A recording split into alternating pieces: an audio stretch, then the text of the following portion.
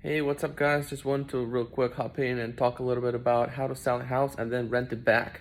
It's pretty common in 2021. Sellers don't know yet when they're going to close on the next house.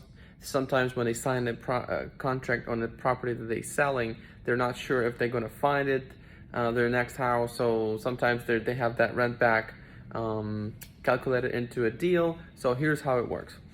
So basically, if you're the seller and you want to rent it back, typically at the closing you won't get 3 to 5, sometimes $10,000. That's gonna be hold at the title company. You're not gonna get it right at the closing. You're gonna get it after you move out.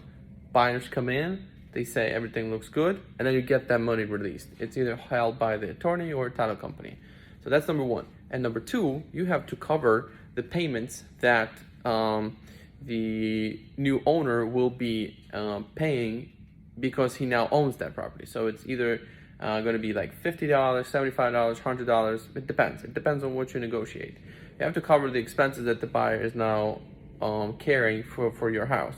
So two things: escrow will be hold, so you're not going to get your 3,000, 5,000, or 10,000 depending on how you're going to negotiate.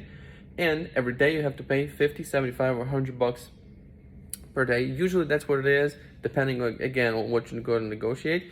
If you negotiate it up front before signing the contract, that's going to be more favorable to you, especially if you have multiple offers. In 2021, that's not going to be a problem. So far, it's been, if the property is nice, you got multiple offers, you got a bunch of buyers, you negotiate these terms in favor to you.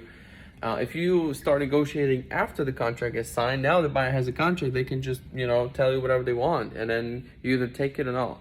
So the tip is to negotiate before you sign a contract. But sometimes, sellers don't know. They think everything's going to work out, and then at the end, you think, well, I'll have to rent.